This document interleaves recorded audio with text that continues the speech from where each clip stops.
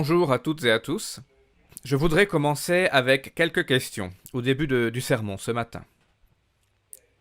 J'y ai déjà fait allusion pendant les annonces à propos de votre logement pendant cette première nuit. Comment trouvez-vous votre logement temporaire ici à la fête, quel que soit le logement dans lequel vous soyez? Votre logement est-il moins confortable par rapport à ce que vous avez chez vous? Y a-t-il du bruit dans le couloir? Peut-être cela affecte-t-il votre sommeil? Ou au contraire, avez-vous énormément de place? Peut-être êtes-vous dans un lieu où il est un peu difficile de vous mettre à genoux pour vos prières? Il n'y a pas beaucoup d'espace? Le logement est-il un peu trop chaud ou au contraire un peu trop froid? Peut-être partagez-vous le logement et il y a des problèmes d'espace avec la famille avec vous. Vous partagez peut-être une salle de bain pour tout le monde. D'habitude, peut-être que vous avez plusieurs salles de bain pour les parents, les enfants, pour les frères et sœurs. Peut-être devez-vous partager une chambre avec un frère ou une sœur ou un membre de la famille, alors que d'habitude vous avez votre propre chambre. Nous avons tous des logements différents, des logements par rapport aux logements dans lesquels nous vivons habituellement. Je suis conscient que certains d'entre vous cette année doivent garder la fête tabernacle à domicile. À cause des circonstances, vous ne pouvez pas vous réunir avec le groupe cette année.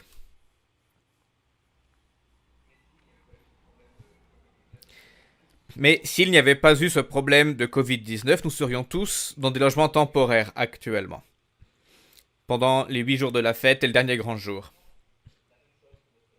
Peu importe là où nous vivons, ce n'est pas la même chose que notre domicile, que notre maison ou que notre appartement. Et Dieu le sait. Dieu est parfaitement conscient de cet état de fait. En réalité, Dieu a prévu que ce soit le cas. Car c'est un début, c'est une des leçons que nous devons apprendre pendant cette fête, le fait d'être absent et éloigné de nos maisons. Veuillez vous reporter avec moi à Lévitique 23, à partir du verset 39, pour nous rappeler ce que nous faisons ici, et quelques aspects clés que Dieu a prévus pour nous pendant cette fête. Il nous instruit comme il a instruit les Israélites. Dans Lévitique 23, à partir du verset 39. Lévitique 23, 39. Le 15e jour du 7e mois, quand vous récolterez les produits du pays, vous célébrerez donc une fête à l'Éternel pendant 7 jours. Le premier jour sera un jour de repos, et le 8e sera un jour de repos. Le premier jour cette année est également un sabbat annuel. Verset 40, vous prendrez le premier jour du fruit des beaux arbres, des branches de palmier, des rameaux d'arbres touffus et des saules de rivière. Et vous vous réjouirez devant l'Éternel votre Dieu pendant 7 jours. Vous célébrerez chaque année cette fête à l'Éternel pendant 7 jours. C'est une loi perpétuelle pour vos descendants. Vous la célébrerez le 7e mois. Vous demeurerez pendant 7 jours sous des tentes. Pendant 7 jours, tous les indigènes en Israël demeureront sous des tentes, afin que vos descendants sachent que j'ai fait habiter sous des tentes les enfants d'Israël. Notez qu'il y a une leçon à apprendre pour les descendants également, afin que vos descendants sachent que j'ai fait habiter sous des tentes les enfants d'Israël, après les avoir fait sortir du pays d'Égypte. Je suis l'Éternel, votre Dieu. Nous voyons aussi que dans les Écritures, cette fête est aussi appelée la fête des cabanes, la fête des tentes, cabane ou tente. Ce mot hébreu est Souka, S-U-2-K-A-H. Il se traduit par tente, par cabane, ou par un pavillon, une demeure temporaire. C'est une demeure temporaire dans laquelle Dieu nous demande de vivre. À l'époque antique, dans la Bible, c'était souvent fait avec des branches d'arbres, mais il pouvait aussi s'agir d'une sorte de hutte qui étaient construites rapidement. Par exemple, les bergers quand ils allaient dans les champs, ou les soldats, ceux qui allaient faire de la cueillette, ou ils partaient parfois plusieurs jours en forêt dans la semaine, et ils dormaient dans une sorte de hutte, de cabane. De nos jours, nous observons la fête sous des climats très différents. Nous avons des frères et sœurs.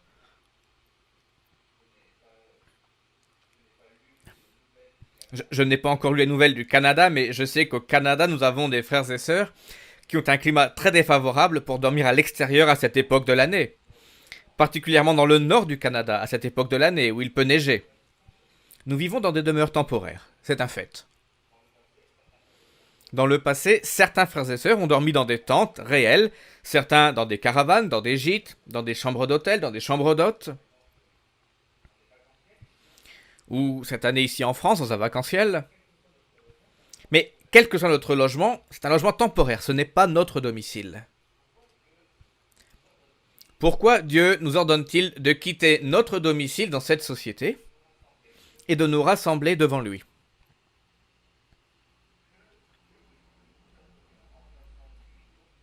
Que Dieu veut-il nous apprendre en passant 8 jours dans une cabane ou une demeure temporaire? Le but de mon sermon ce matin est de tirer quelques leçons du fait de vivre dans des cabanes ou des logements temporaires. Si vous voulez un titre pour le sermon, les leçons d'un logement temporaire. Les leçons d'un logement temporaire. Il y a une raison et un but derrière tout ce que Dieu nous ordonne. Une raison et un but. Lesquels? Comme avec tous les autres jours saints annuels, il y a une leçon et un but. Il y a des choses à apprendre. Par exemple, pendant la Pâque, nous devons nous laver les pieds les uns des autres. C'est une chose physique que nous devons faire. Puis nous mangeons des pains sans levain pendant 7 jours. Le jour des expiations, que nous avons observé il y a quelques jours, nous avons reçu l'instruction de jeûner. Ce sont des choses physiques qui nous aident. Ce sont des choses qui nous aident, et comme cela a été mentionné dans un sermon au début de la fête, déjà, les choses physiques nous aident à solidifier, à renforcer des choses spirituelles. Nous apprenons par la pratique. Cela nous aide à augmenter notre compréhension. Car nous mettons les choses en pratique, nous apprenons par l'action, par le fait de faire quelque chose. Nous devons nous agenouiller, par exemple, pour laver les pieds de nos frères et sœurs pendant la Pâque. Il y a une action. Et ces actions renforcent les leçons que Dieu veut que nous apprenions.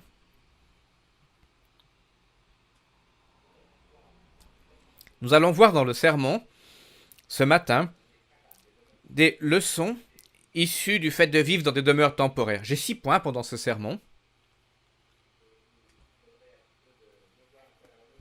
Je vous donnerai aussi quelques devoirs à la maison pour que vous trouviez un 7e point.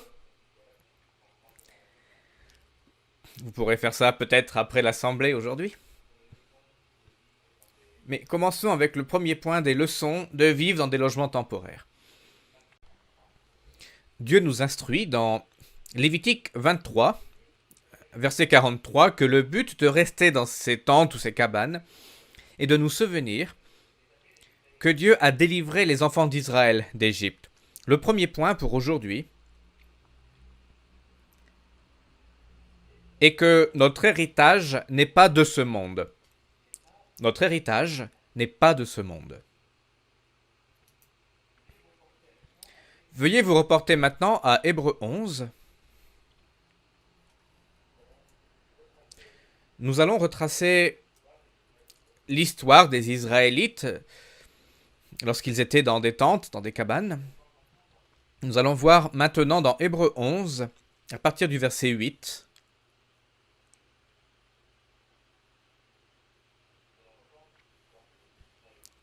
Nous allons donc voir cette histoire des Israélites. Avant même qu'ils reçoivent une nation. avant qu'ils grandissent à partir de la famille de Jacob, il nous est dit que Abraham, Isaac et Jacob ont aussi vécu dans des demeures temporaires. Nous lisons ici, au verset 8, c'est par la foi qu'Abraham, lors de sa vocation, obéit et partit pour un lieu qu'il devait recevoir en héritage, et qu'il partit sans savoir où il allait. C'est par la foi qu'il vint s'établir dans la terre promise, comme dans une terre étrangère, habitant sous des tentes, ainsi qu'Isaac et Jacob, les co-héritiers de la même promesse. Car il attendait la cité qui a de solides fondements, celle dont Dieu est l'architecte et le constructeur. Ensuite, au verset 13, Hébreux 11, verset 13, c'est dans la foi qu'ils sont tous morts, sans avoir obtenu les choses promises. Mais ils les ont vus et salués de loin, reconnaissant qu'ils étaient étrangers et voyageurs sur la terre.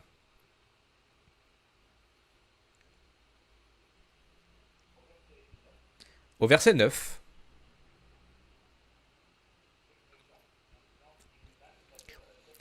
l'expression disant qu'ils s'établirent dans la terre promise serait idéalement traduite qui a séjourné dans la terre promise. Ce serait la bonne traduction. Au verset 13, quand cela parle d'étrangers et de voyageurs, cela peut aussi signifier un résident étranger, quelqu'un qui est expatrié. Ma famille et moi avons vécu aux États-Unis.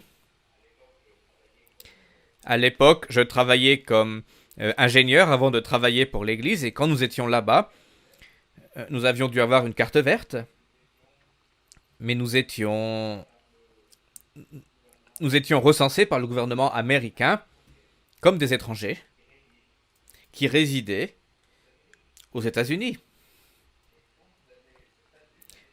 Et lorsque vous avez ce statut, vous avez le droit de travailler, mais c'est un statut temporaire, vous ne faites pas partie du pays. Ici, dans l'Union européenne, il est désormais beaucoup plus facile de voyager entre les pays. Mais dans le passé, il y avait aussi ces restrictions entre les différents pays. Donc Abraham, Jacob, Isaac étaient étrangers dans le pays. Ils n'avaient pas encore reçu l'héritage que Dieu leur avait promis.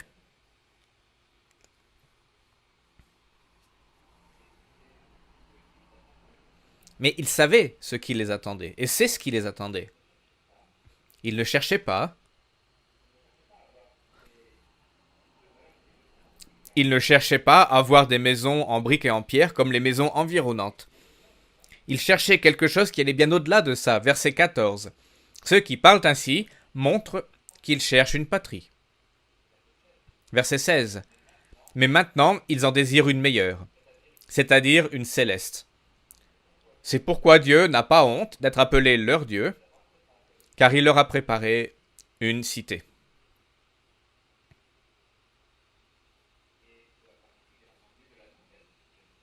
Et cela parle ici, bien entendu, de la Nouvelle Jérusalem.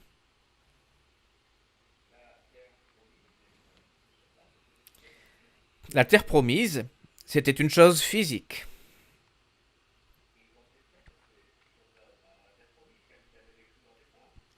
Et ils pensaient à ces choses-là, puisqu'avant ils avaient vécu dans des tentes.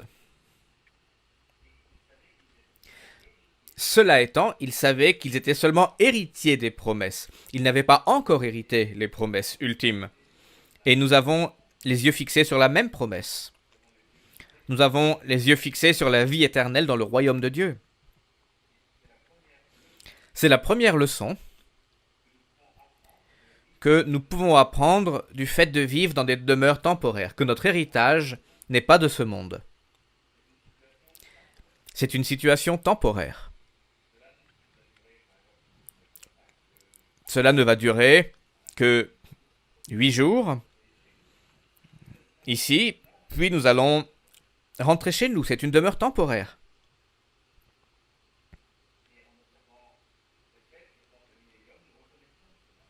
En observant cette fête, nous reconnaissons ce fait. Nous reconnaissons le fait que nous cherchons quelque chose qui n'est pas de ce monde. Et c'est mon premier point. Deuxièmement,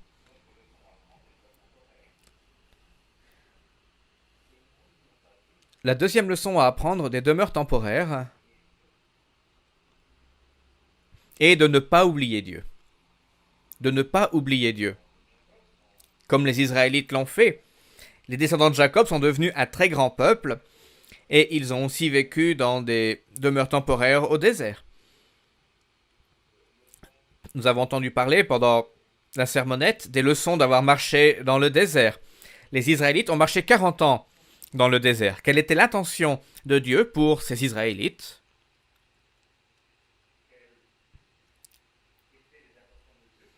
Quelles étaient ses intentions quand ils ont atteint la terre promise et qu'ils ont commencé à observer la fête des tabernacles? C'est pour qu'ils se souviennent de ces années au désert, qu'ils se souviennent que Dieu les avait fait sortir d'Égypte.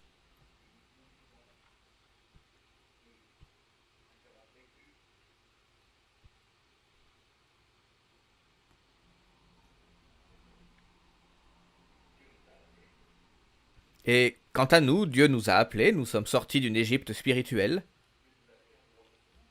Dieu nous a appelés hors de ce monde. Nous sommes donc sortis de cette Égypte spirituelle qui représente, qui symbolise le péché. Et c'est le monde dans lequel nous vivons. Chaque année, pendant les jours des pains sans levain, Dieu veut que nous nous rappelions la signification de mettre le péché à l'écart. Mais ces leçons se poursuivent jusqu'aux fêtes d'automne. C'est un grand plan unifié.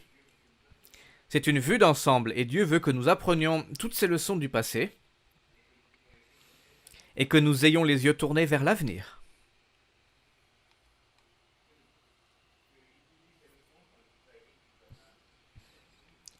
Et Dieu ne voulait pas que les Israélites oublient ces leçons une fois qu'ils ont atteint la terre promise. Dans Nombre, au chapitre 9, veuillez vous reporter à Nombre, chapitre 9.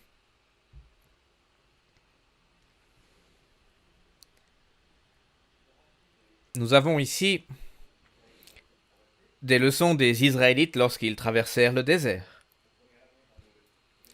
Au cours de la première année, ils avaient la tente avec le tabernacle et il y avait une colonne, une nuée au-dessus du tabernacle.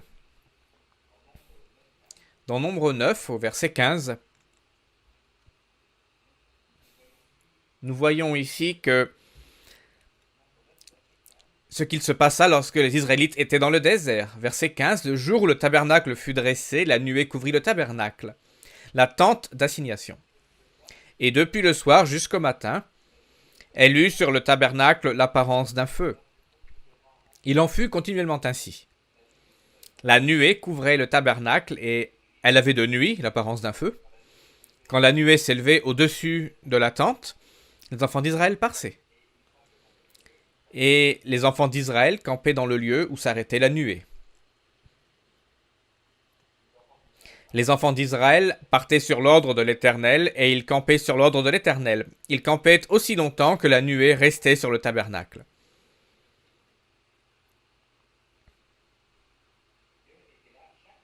Dieu était là chaque jour. Lorsqu'ils se levaient le matin et qu'ils ouvraient l'entrée de la tente et qu'ils regardaient en direction du tabernacle, ils voyaient s'ils devaient partir ou non ce jour-là, s'ils devaient démonter leur tente et faire leur bagage. Quand ils voyaient que la nuée commençait à bouger, ils savaient qu'ils devaient partir. Et ils savaient cela en regardant la nuée au-dessus du tabernacle. Il y avait aussi des trompettes leur notifiant qu'ils devaient partir. Lorsque nous pensons à notre situation, dans nos demeures temporaires, pendant la fête, j'espère que nous n'oublions pas Dieu. Nous avons du temps supplémentaire pour étudier, pour prier.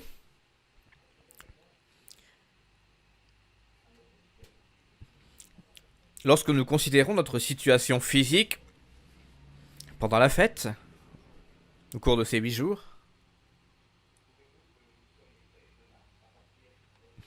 trouvez-vous que vous seriez prêt demain à partir dans un autre lieu si demain matin, par exemple, on nous disait « Vous devez partir sur un autre lieu ». Vous diriez probablement « Oui, ma valise est prête, j'ai mes vêtements, tout ce dont j'ai besoin, je suis prêt à partir demain ». Et pourquoi serions-nous prêts à faire cela? Parce que nous sommes actuellement dans des demeures temporaires. Et nous nous focalisons sur Dieu, nous sommes ici pour observer la fête de Dieu. Nous reconnaissons que nous vivons dans ce monde, mais que nous ne faisons pas partie de ce monde. Nous reconnaissons, pour ceux d'entre nous qui sont baptisés en tout cas, nous reconnaissons que nous avons reçu le don du Saint-Esprit. Nous avons reçu un consolateur qui nous aide à comprendre la vérité et qui nous guide, tout comme la colonne de nuée dirigeait les anciens Israélites, nous avons le Saint-Esprit pour nous guider. Par exemple, dans Romains 8 au verset 14, nous voyons que si nous nous soumettons à cet esprit qui nous guide, nous nous laissons guider par lui, nous sommes fils de Dieu. Israël n'était pas abandonné par Dieu. Il pouvait voir ce nuage, cette nuée chaque jour. De la même façon, nous ne sommes pas seuls. Les Israélites étaient héritiers de la terre que Dieu leur avait promise. Mais nous avons également un héritage éternel. Veuillez vous reporter à Deutéronome 8. Nous allons voir ici un avertissement que Moïse donna aux Israélites dans le contexte des 40 années passées au désert pour se rendre jusqu'à la terre promise, avant de s'installer dans un pays où coulait le lait et le miel. Parfois, ce n'est pas une bonne chose d'avoir trop de confort, car souvent, nous commençons alors à oublier Dieu. Et c'est l'avertissement que Dieu donna ici à Israël par l'intermédiaire de Moïse. Il voulait qu'ils reconnaissent que les choses physiques étaient temporaires. Dans Deutéronome 8, à partir du verset 1, vous observerez et vous mettrez en pratique tous les commandements que je vous prescris aujourd'hui, afin que vous viviez, que vous multipliiez et que vous entriez en possession du pays que l'Éternel a juré de donner à vos pères. Souviens-toi de tout le chemin que l'Éternel ton Dieu t'a fait faire pendant ces 40 années dans le désert, afin de t'humilier et de t'éprouver pour savoir quelles étaient les dispositions de ton cœur, et si tu garderais ou non ces commandements. Et Dieu fait la même chose avec nous pendant notre vie physique. Verset 3, il t'a humilié, il t'a fait souffrir de la faim, il t'a nourri de la manne que tu ne connaissais pas et que n'avaient pas connu tes pères, afin de t'apprendre que l'homme ne vit pas de pain seulement, mais que l'homme vit de tout ce qui sort de la bouche de l'Éternel. Jésus avait repris ces paroles lorsqu'il fut tenté par Satan. Il répondit à Satan, « L'homme doit vivre de toute parole qui sort de la bouche de Dieu. » Verset 4, « Ton vêtement ne s'est point usé sur toi, et ton pied ne s'est point enflé, pendant ces 40 années. Reconnais en ton cœur que l'Éternel ton Dieu te châtie, comme un homme châtie son enfant. » Dieu montre ici comment il a humilié les Israélites. C'est le même mot « ana », A-N-A-H, en hébreu, qui signifie affliger ou jeûner. C'est peut-être quelque chose que nous éprouvons lorsque nous jeûnons pendant les expiations. Nous sommes testés, nous sommes éprouvés. Et de la même façon, les Israélites furent éprouvés, testés, pour reconnaître qu'ils avaient besoin de Dieu pour recevoir la manne chaque matin, l'eau de la part de Dieu. Car sans ces aliments, ils n'auraient pas survécu très longtemps. Leur situation était très précaire. De la même manière, notre vie physique est une situation très précaire. Et cette précarité est la même que celle des enfants d'Israël. Sans les aliments, sans l'eau, nous mourrons, nous ne pouvons pas survivre. Au verset 6, à présent, Tu observeras les commandements de l'Éternel ton Dieu, pour marcher dans ses voies et pour le craindre. Car l'Éternel ton Dieu va te faire entrer dans un bon pays, pays de cours d'eau, de sources et de lacs qui jaillissent dans les vallées et dans les montagnes, pays de froment, d'orge, de vignes, de figuiers et de grenadiers, pays d'oliviers et de miel, pays où tu mangeras du pain avec abondance, où tu ne manqueras de rien, pays dont les pierres sont du fer, et les montagnes duquel tu tailleras les reins.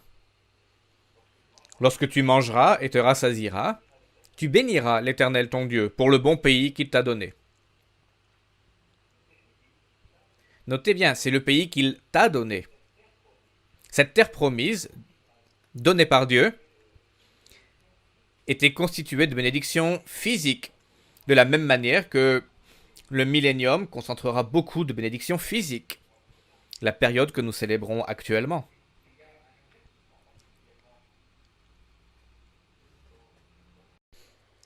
Mais il y a des avertissements.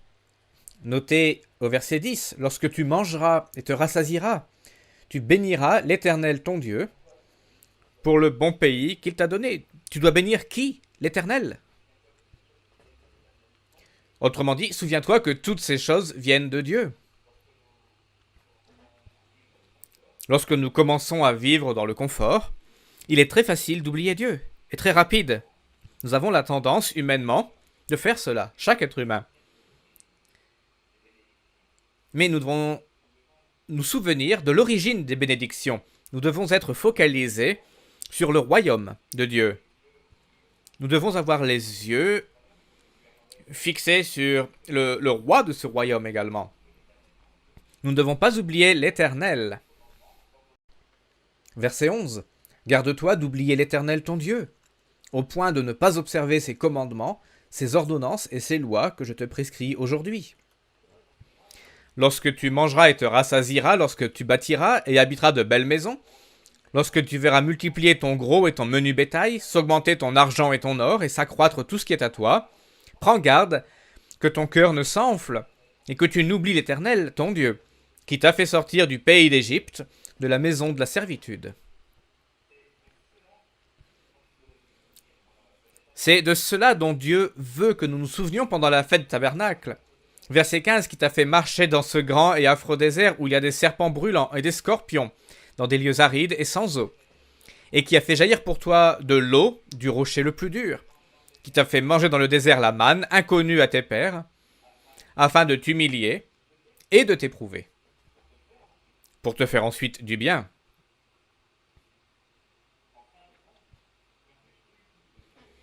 Le but ultime de Dieu était de faire du bien aux enfants d'Israël. Nous voyons au verset 17, « Garde-toi de dire en ton cœur, ma force et la puissance de ma main m'ont acquis ces richesses. » C'est peut-être une situation dans laquelle nous avons tendance à être, de dire que cette richesse que j'ai est le fruit de mon travail. Mais en faisant ça, nous oublions Dieu. Les Israélites ne devaient pas oublier que c'est Dieu qui les avait nourris, c'est Dieu qui les avait protégés.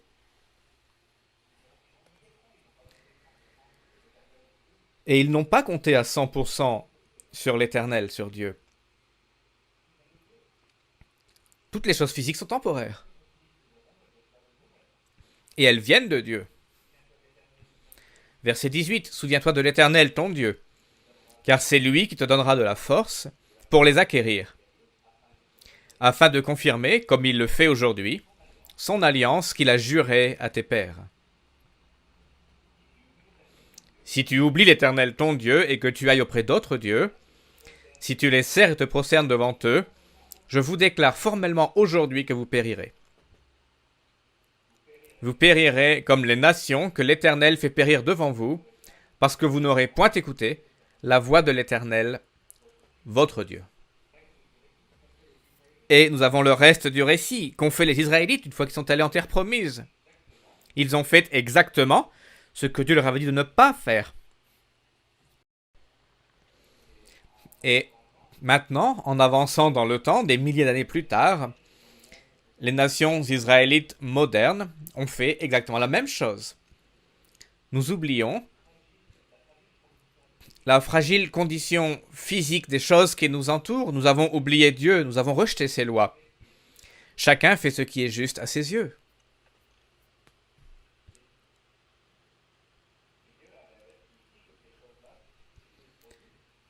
Et Dieu mettait en garde que ces choses-là pouvaient se produire, et ces prophéties sont aussi valables pour la fin des temps. À travers l'histoire de l'humanité, nous avons beaucoup de récits et d'exemples destinés à nous servir de leçon. Nous voyons cela par exemple dans 1 Corinthiens 10 au verset 11. Tout ce qui est arrivé à nos ancêtres est arrivé pour notre exemple. Nous devons apprendre de ce leçon. Et la deuxième leçon pour aujourd'hui est de ne pas oublier Dieu.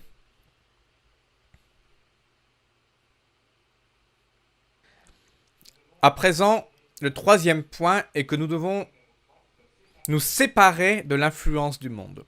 Se séparer de l'influence du monde. Veuillez vous reporter à 1 Pierre 2 au verset 11. 1 Pierre 2, 11.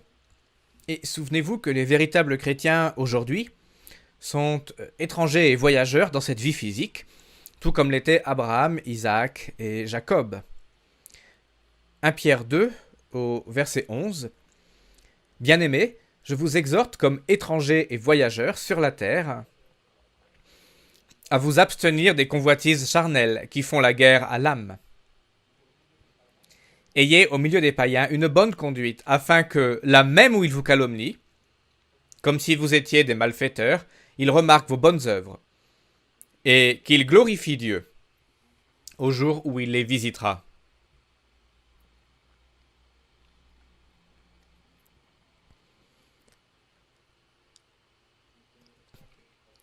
Notre comportement, notre conduite, à notre travail, à la maison, à l'école, à l'université, où que nous soyons dans le monde,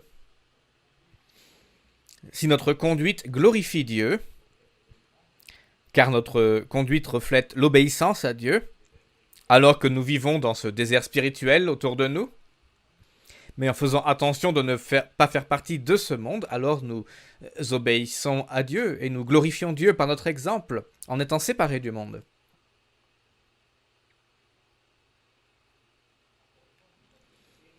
Encore une fois, nous sommes héritiers de choses à venir. Nous sommes héritiers d'une demeure permanente et éternelle, spirituelle. Et à la fin de l'histoire humaine, ce sera la Nouvelle Jérusalem. Un autre verset à noter au sujet de la séparation de l'influence du monde est Apocalypse, chapitre 18, et au verset 4. Apocalypse 18, verset 4, un verset que nous connaissons très bien. Apocalypse 18, 4. Et j'entendis du ciel une autre voix qui disait : Sortez du milieu d'elle, mon peuple, afin que vous ne participiez point à ses péchés et que vous n'ayez point de part à ses fléaux.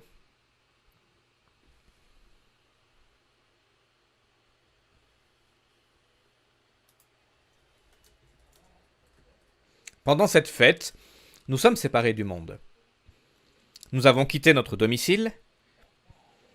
La plupart du temps, encore une fois, je suis conscient que cette année, en raison des circonstances, certains membres n'ont pas pu quitter leur domicile. Mais pendant une année normale, sans cette pandémie de Covid, l'immense majorité d'entre nous quittons notre domicile. Nous nous retrouvons dans des demeures temporaires pendant 8 jours. Nous sommes loin de notre environnement habituel, de notre environnement quotidien. Nous sommes loin, par exemple, des emails du travail. Je l'espère. Nous sommes loin de notre travail. Nous sommes éloignés de l'influence négative autour de nous, comme cela a été mentionné dans un précédent message. À moins que nous amenions tout cela avec nous à la fête. Et c'est très facile à faire de nos jours, avec les appareils portables que nous avons. Mais nous devrions être éloignés de l'influence négative du monde et nous focaliser sur la fête. Nous focaliser sur la paix autour de nous. Une paix qui existera lorsque Satan sera lié et que seule l'influence de Dieu régnera sur ce monde. La fête devrait nous donner du temps, notamment, devrait nous donner du temps de méditer à cette époque, de nous approcher de Dieu. Cela devrait être un point culminant de l'année. Nous devons sortir de la routine quotidienne, des soucis de ce monde, afin de pouvoir être ici et nous focaliser sur le but que Dieu a pour nous dans notre vie, comment nous pouvons atteindre ce but. Savoir ce que Dieu attend de nous pour atteindre ce but. Ce qu'il attend de nous afin que nous entrions dans la vie éternelle, que nous partagions le même esprit.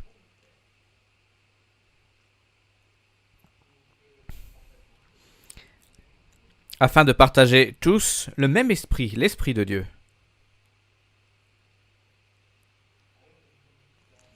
Alors que nous sommes ici dans ces demeures temporaires, nous devrions également nous couper temporairement du monde,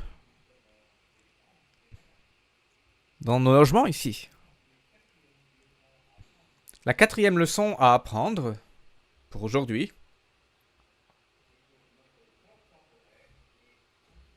est que notre corps temporaire est fragile. Notre corps temporaire est fragile. Dans 2 Pierre, au 1er chapitre, 2 Pierre 1, et à partir du verset 12. Versets 12 à 15. Ici, Pierre nous encourage à affermir notre appel.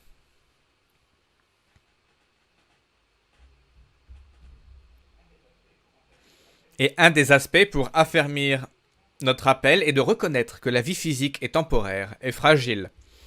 Dans 2 Pierre 1,12. Voilà pourquoi je prendrai soin de vous rappeler ces choses. Bien que vous les sachiez, et que vous soyez affermis dans la vérité présente. Ce que Pierre dit ici, c'est que vous avez déjà entendu ces choses, mais il faut vous les rappeler pour que cela reste en permanence avec vous, que vous soyez vigilants, en tout temps. Bien que vous les sachiez, et que vous soyez affermis dans la vérité présente. Et il continue ensuite au verset 13. Et je regarde comme un devoir, aussi longtemps que je suis dans cette tente, de vous tenir en éveil par des avertissements. Car je sais que je la quitterai, cette tente, je sais que je la quitterai subitement, c'est un symbole pour son corps, ainsi que notre Seigneur Jésus-Christ me l'a fait connaître.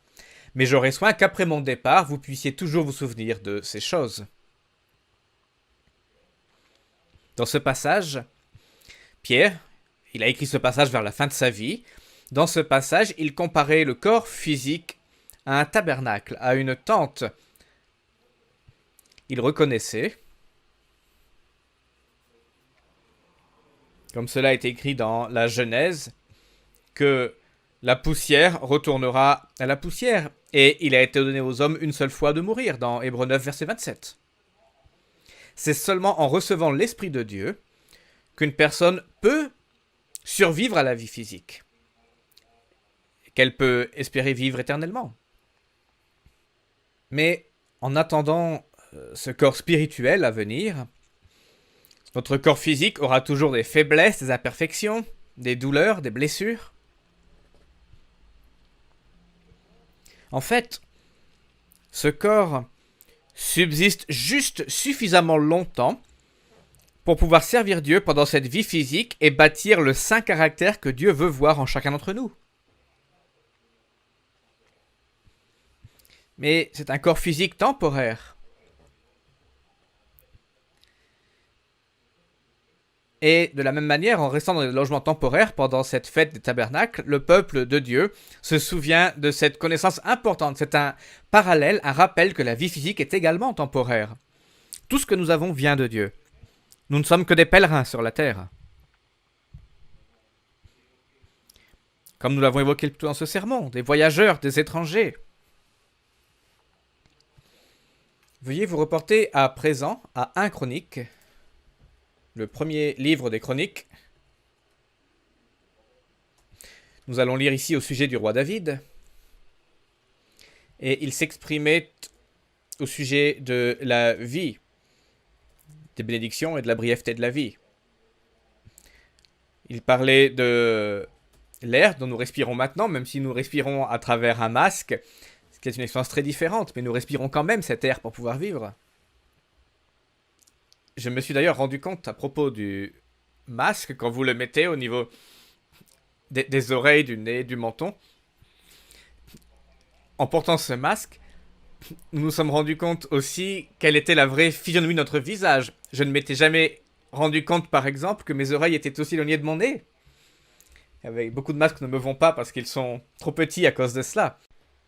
Mais bon, revenons à 1 Chronique, chapitre 29 et au verset 13. Maintenant, ô notre Dieu, nous te louons et nous célébrons ton nom glorieux. Car qui suis-je et qui est mon peuple pour que nous puissions te faire volontairement ces offrandes? Tout vient de toi, et nous recevons de ta main ce que nous t'offrons. Il s'agit ici d'une référence à tous les dons qui avaient été faits pour la construction du tabernacle. Nous sommes devant toi des étrangers et des habitants, comme tous nos pères. Nos jours sur la terre sont comme l'ombre, et il n'y a point d'espérance.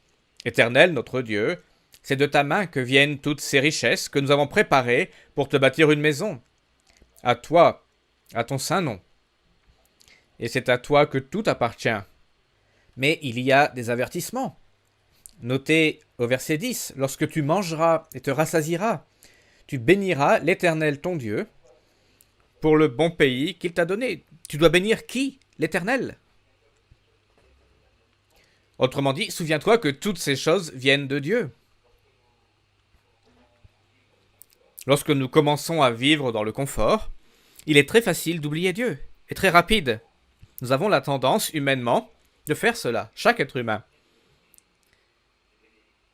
Mais nous devons nous souvenir de l'origine des bénédictions. Nous devons être focalisés sur le royaume de Dieu. Nous devons avoir les yeux fixés sur le roi de ce royaume également. Nous ne devons pas oublier l'Éternel. Et nous allons lire ici à partir du verset 5. Psaume 39, verset 5.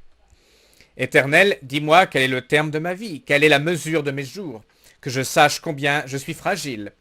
Voici, tu as donné à mes jours la largeur de la main. Regardez quelle est la largeur d'une main.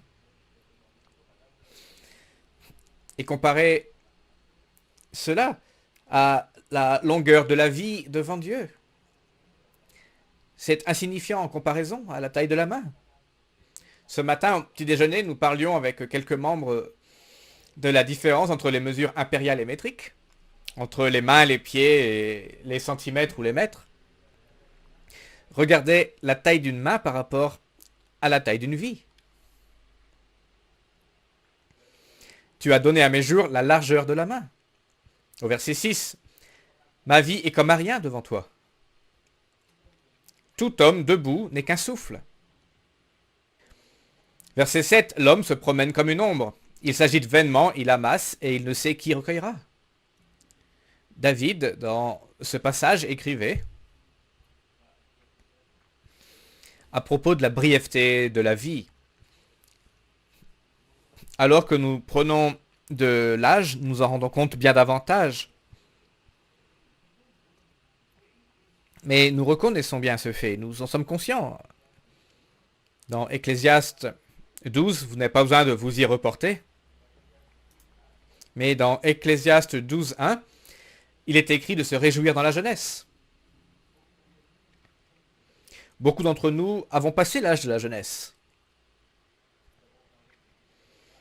Nous sommes dans l'église depuis 10 ans, 20 ans, 30, 40, même plus pour certains. Et nous avons entendu ces paroles quand nous étions jeunes. C'était mon cas, j'ai assisté à ma première fête des tabernacles quand j'étais jeune et j'ai entendu ces mots pendant plus de 40 ans. Et maintenant, parfois, je regrette de ne pas avoir écouté davantage ces paroles-là pendant ma jeunesse. Vous qui écoutez aujourd'hui, et qui êtes adolescents, ou jeunes adultes, pensez bien que la vie est fragile, qu'elle est courte, qu'elle est précaire. Nous devons établir une bonne relation avec Dieu dès maintenant. Plus tôt nous le faisons, mieux c'est. Nous devons comprendre. Nous devons être conscients et nous devons mettre en place une relation personnelle avec Dieu le plus tôt possible. Il n'y a pas d'âge minimum pour cela. Nous avons une fille qui a 26 ans qui commence à avoir quelques cheveux gris déjà. Et ils arrivent très tôt. Elle n'a pas eu à attendre les 50 ans pour avoir les cheveux gris. Vous pouvez également noter le psaume 103 au verset 15 et 16. Ce psaume écrit que la vie de l'homme est comparable à une fleur qui fleurit et fane le jour même, dans psaume 103 versets 15 et 16. À présent, veuillez vous reporter au psaume 90. C'est un psaume qui est attribué à Moïse. Le psaume 90 est à partir du verset 10. Un psaume qui a été préservé toutes ces années et compilé ici dans le psaume 90. Et cela parle de la nature temporaire de la vie. Verset 10. Les jours de nos années s'élèvent à 70 ans, et pour les plus robustes à 80 ans. Et l'orgueil qu'ils en tirent n'est que peine et misère. Car ils passent vite et nous nous envolons. Verset 12. Enseigne-nous à bien compter nos jours, afin que nous appliquions notre cœur à la sagesse. La durée de vie moyenne des êtres humains est de 70 ans, généralement un peu plus pour les femmes.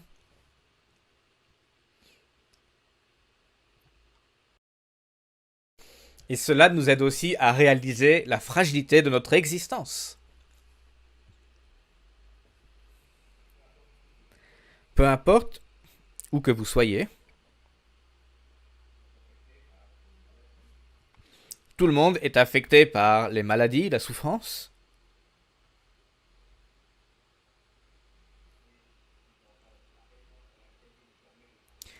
Nous ne connaissons pas la raison pour laquelle Dieu nous permet parfois de traverser ces problèmes de santé, ces difficultés.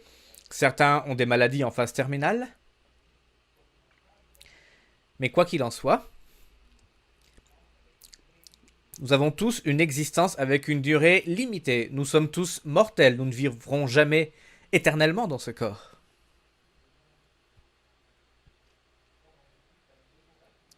Et pendant cette vie, nous devons nous qualifier pour l'avenir, pour la vie éternelle. Veuillez vous reporter à présent dans Jacques au chapitre 4.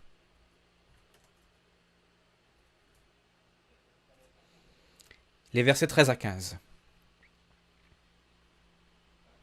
Jacques 4, verset 13. À vous maintenant qui dites, aujourd'hui ou demain, nous irons dans telle ville.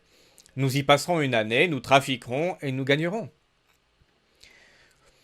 Vous qui ne savez pas ce qui arrivera demain. Car qu'est-ce que votre vie? Vous êtes une vapeur qui paraît pour un peu de temps et qui ensuite disparaît. Vous devriez dire au contraire, si Dieu le veut, nous vivrons et nous ferons ceci ou cela.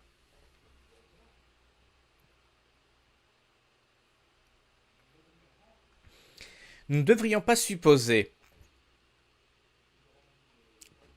que nous avons une longue vie devant nous. Nous devrions quotidiennement mettre notre vie entre les mains de Dieu en cherchant sa parole, en cherchant sa volonté.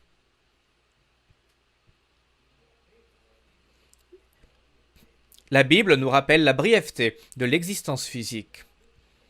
Et cela nous est rappelé chaque année lorsque nous sommes dans des demeures temporaires pendant la fête. Et je ne pense pas qu'aucun d'entre nous, présent ici, n'habite sous une tente réelle pendant cette fête ou une cabane réelle. Mais nous savons qu'une tente ou une cabane n'est pas un bâtiment destiné à durer indéfiniment. Ce n'est pas un bâtiment permanent, c'est un bâtiment temporaire.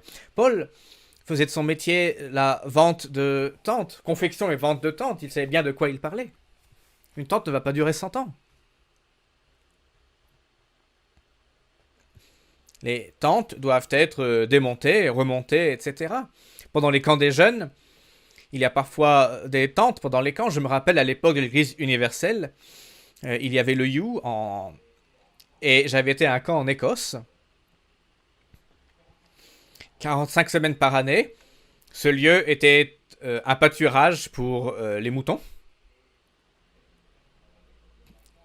Et 5 semaines pendant l'année, ça devenait un camp pour 1300 jeunes. C'était un champ de tentes qui s'élevait dans ces pâturages. Et à la fin du camp, toutes les tentes étaient démontées, tout était emporté. Et ça redevenait un pâturage 45 semaines pour les moutons. Et il y avait un lord en Écosse, juste à côté. Et nous étions dans des demeures temporaires. La quatrième leçon à retenir était donc que nos corps temporaires sont fragiles.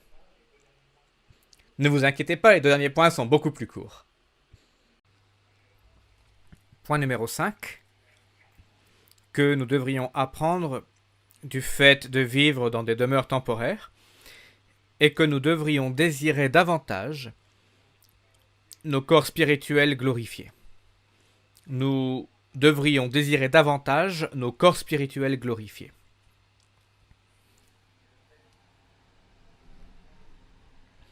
Le fait de comprendre l'anatomie physique nous aide à mieux comprendre aussi le corps spirituel. Dans 1 Corinthiens 6,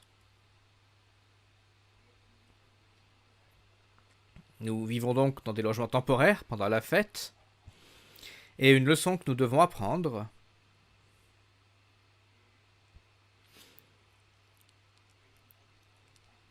est que nous devons prendre soin de ce corps physique.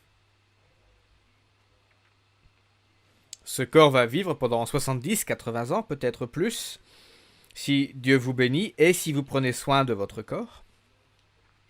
Nous avons la responsabilité maintenant. Dans 1 Corinthiens 6, 19, nous sommes très familiers avec ce verset. 1 Corinthiens 6, au verset 19. Ne savez-vous pas que votre corps est le temple du Saint-Esprit qui est en vous,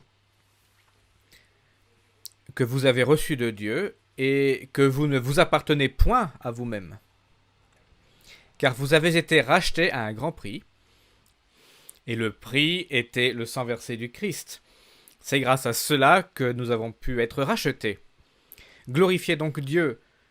Nous avons une responsabilité. Glorifiez Dieu dans votre corps et dans votre esprit, qui appartiennent à Dieu.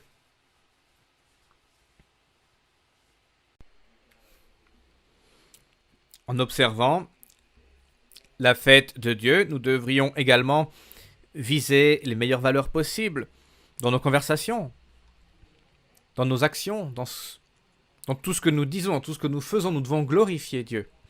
Notre attitude et notre comportement doivent le glorifier. Et nous avons pendant la fête un environnement de qualité qui nous aide à atteindre cet objectif. Notre séjour ici est temporaire, comme j'ai déjà mentionné. Et notre tente temporaire, c'est-à-dire notre corps physique, son but est de développer notre pensée, notre esprit, selon l'esprit et la pensée de Dieu, afin qu'il puisse développer son caractère en nous. Nous devons permettre à son Saint-Esprit, au Saint-Esprit divin, de nous engendrer pour être enfants de Dieu. C'est ce à quoi nous sommes appelés et nous pourrons seulement naître de nouveau au retour du Christ. Jusque-là, nous ne pouvons pas être des êtres spirituels. Nous pouvons seulement être engendrés. Nous ne pouvons pas naître de nouveau. Il suffit de se frapper un orteil sur un pied de table pour se rendre compte que nous sommes bien vivants, bien physiques. Ça fait très mal. Veuillez vous reporter maintenant à la première épître de Jean, 1 Jean et le chapitre 5. 1 Jean chapitre 5, à partir du verset 11, les versets 11 à 13. 1 Jean 5, versets 11 à 13.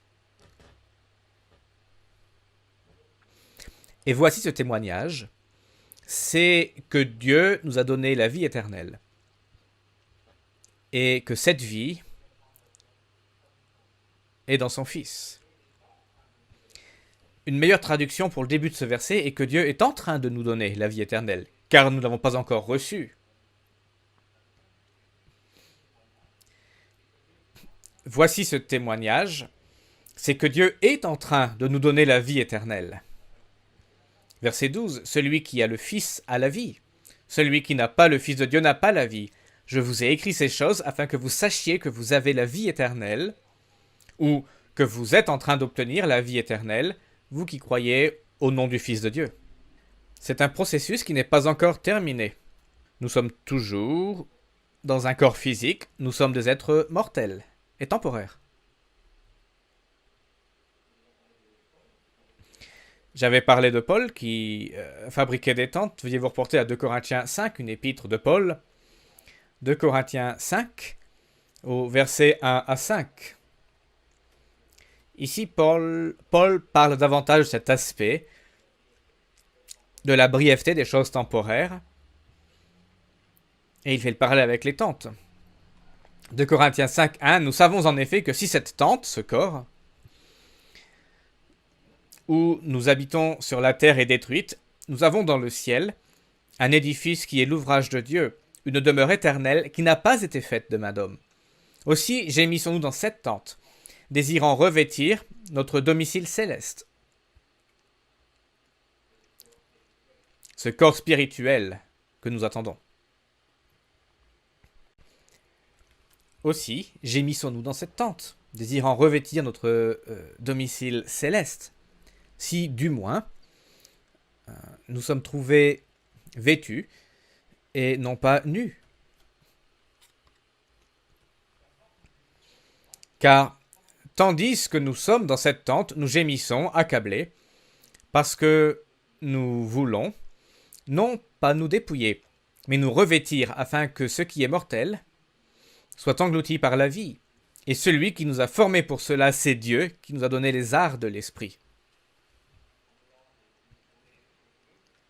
En ayant les yeux tournés sur Dieu, sur son royaume, comme Abraham, en ayant les yeux fixés sur la demeure éternelle qui nous attend, alors que nous espérons tout cela, nous avons reçu des arts du Saint-Esprit comme une garantie en nous. Et lorsque le moment sera venu, nous recevrons l'entièreté de cette vie. Un dernier verset sur ce point, dans Philippiens, chapitre 3, versets 20 et 21. Paul écrit ici, « Mais nous sommes citoyens des cieux, d'où nous attendons aussi comme sauveur le Seigneur Jésus-Christ, qui transformera le corps de notre humiliation en le rendant semblable au corps de sa gloire, par le pouvoir qu'il a de s'assujettir toutes choses. »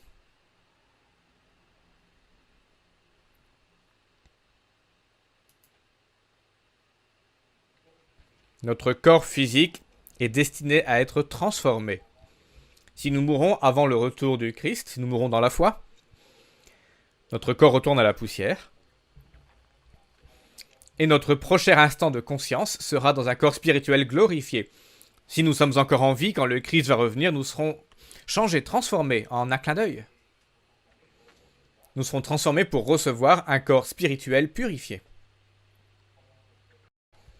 Pendant cette fête des tabernacles, nous avons parfois des choses dans notre appartement ou demeure temporaire que nous n'aimons pas parce que c'est moins confortable, etc.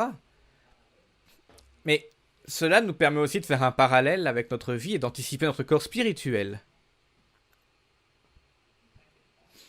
Le 5e point était donc de désirer notre corps glorifié davantage, de désirer davantage notre corps glorifié. Le dernier point pour aujourd'hui est que même le millénium est temporaire. Même le millénium est temporaire. La fête que nous célébrons actuellement dure 7 jours et elle représente le millénium, qui lui-même est temporaire.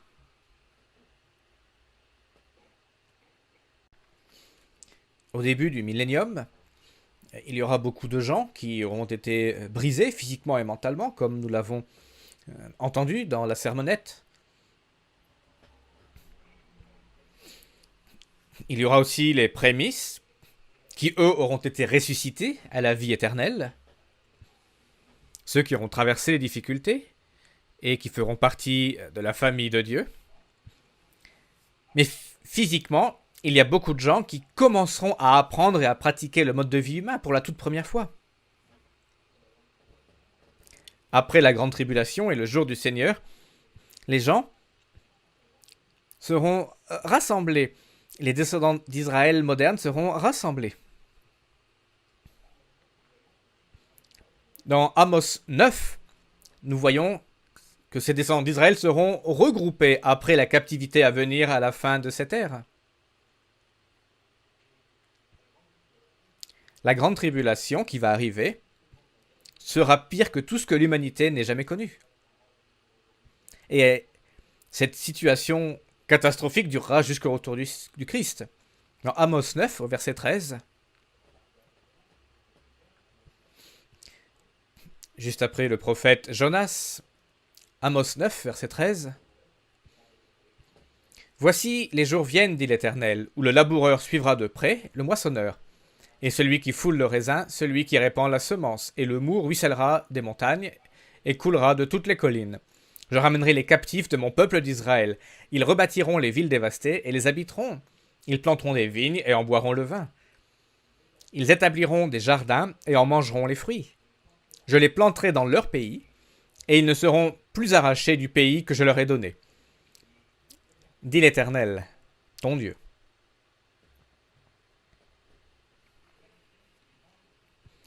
Cela décrit les grandes bénédictions physiques que Dieu donnera à son peuple après le retour de Jésus-Christ. Ces peuples qui seront réinstaurés, remis en place dans le royaume de Dieu. Lorsque les villes seront aussi restaurées, il y aura des vignes, des arbres fruitiers. Tout le monde aura à nouveau sa propriété, son terrain, selon la volonté divine. Zacharie 14 nous le rappelle. Et que va-t-il arriver à ces gens pendant le millénium? Que vont-ils faire? Ils vont commencer à observer les fêtes. Ils vont apprendre les mêmes leçons que nous avons apprises.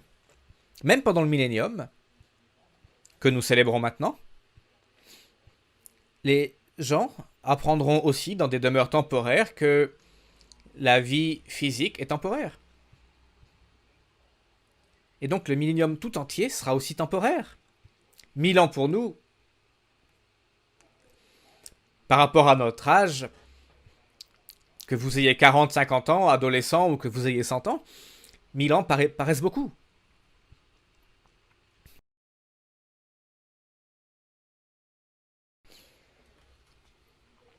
Mais nous voyons dans les Écritures, lorsqu'il est mentionné une durée physique de 70 ans pour la vie, 1000 ans font 14 générations, 980 ans. Si je ne me trompe pas dans mes comptes. 14 générations de 70 ans chacune, 980 ans. Il y aura au moins 14 générations entre le début et la fin du millénium. Et bien sûr, il y en aura plus, parce que les gens auront des enfants avant 70 ans, mais il y aura ainsi de très nombreuses générations. Ensuite, il y aura encore le jugement du Grand Trône Blanc, puis la Nouvelle Jérusalem. Donc, vous voyez bien que le millénium n'est qu'une étape dans le plan de Dieu. Et à un moment, ces 1000 ans seront terminés, tout comme ces 6000 ans vont se terminer. Le millénium va se terminer aussi. C'est une autre leçon que nous devons également apprendre et que nous apprenons en vivant dans des demeures temporaires. que même le millénium est temporaire. Pourquoi Dieu nous demande-t-il de quitter notre domicile et de passer 8 jours dans une demeure temporaire? Il veut que nous apprenions des leçons. Il y a ces leçons que nous avons vues aujourd'hui. Et Dieu veut que nous apprenions chacune de ces leçons. Peut-être avez-vous un logement moins confortable, moins d'espace personnel dans le logement temporaire. De la même manière, nous avons des inconvénients de la vie quotidienne. Mais cette fête est une opportunité pour apprendre des leçons importantes, et c'est le but que Dieu avait en tête et a en tête pour cette fête. C'est pourquoi il nous demande de l'observer. Elle représente les années passées au désert par les enfants d'Israël. Et cela nous permet de nous focaliser sur Dieu, sur son but pour chacun d'entre nous. C'est aussi une époque de réjouissance, où la fin de l'esclavage de ce monde, où les gens vivront selon Dieu, sous l'influence divine.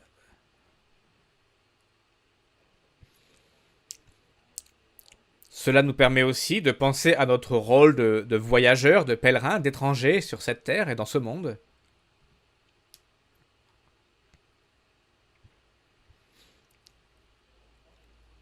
Nous avons le temps de nous focaliser sur le grand but que Dieu a en tête pour chacun d'entre nous.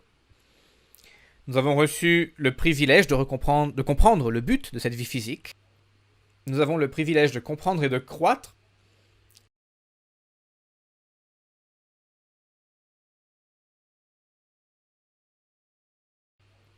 Nous avons le privilège de comprendre et de croître alors que Dieu nous fait traverser les épreuves de cette vie.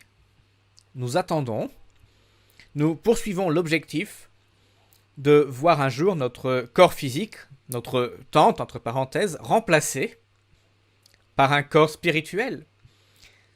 Cela nous est rappelé alors que nous sommes pendant cette fête dans des demeures temporaires.